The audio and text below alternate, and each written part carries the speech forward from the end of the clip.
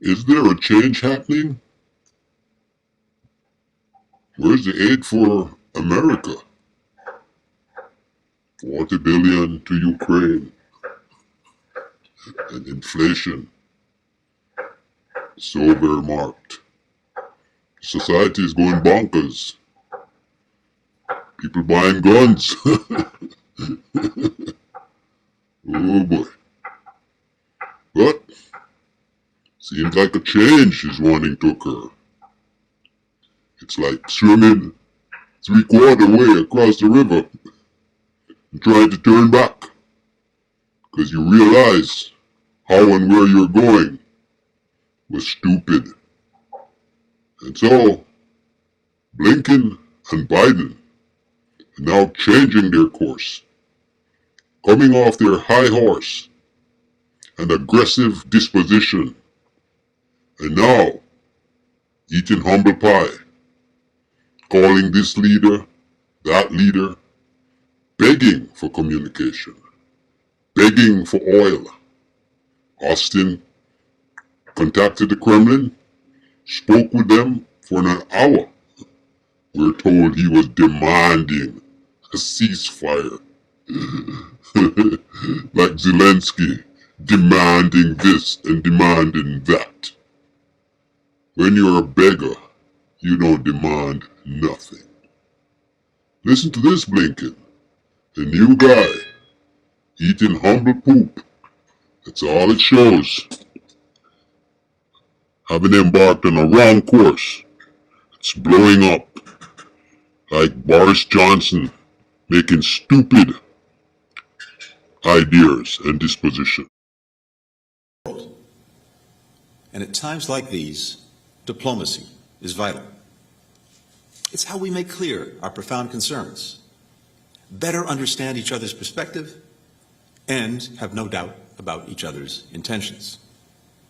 We stand ready to increase our direct communication with Beijing across a full range of issues. And we hope that that can happen. But we cannot rely on Beijing to change its trajectory.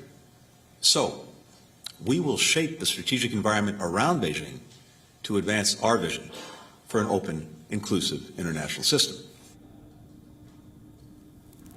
After criticizing Chinese aggression, after pledging to defend Taiwan against China, after batting for a free, open and inclusive Indo-Pacific, America suddenly wants to talk to China. What gives? If you listen to Blinken's address in its entirety, you will get the answers. The U.S. Secretary of State was addressing the George Washington University. He was all praises for China. He spoke about the power of China, the influence of China, the strength of China, how China is perfecting mass surveillance. And that's not it. The U.S. Secretary of State said China is a quote-unquote global power with extraordinary reach, influence and ambition. Makes one wonder whether Blinken was talking about an ally or aggressor. Of course, he did criticize China a little. Blinken called Beijing the most serious long-term challenge to international order. But he overcompensated for the statement by showering China with adoration. Listen to this. China's transformation is due to the talent, the ingenuity, the hard work of the Chinese people. It was also made possible by the stability and opportunity that the international order provides. Arguably, no country on earth has benefited more from that than China. What exactly is cooking here?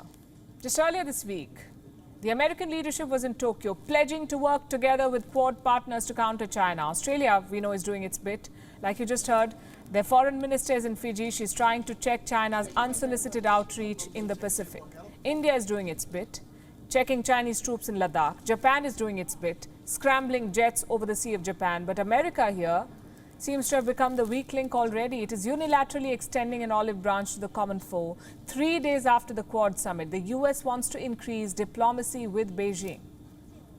We don't seek to block China from its role as a major power, nor to stop China, or any other country for that matter, from growing their economy or advancing the interests of their people.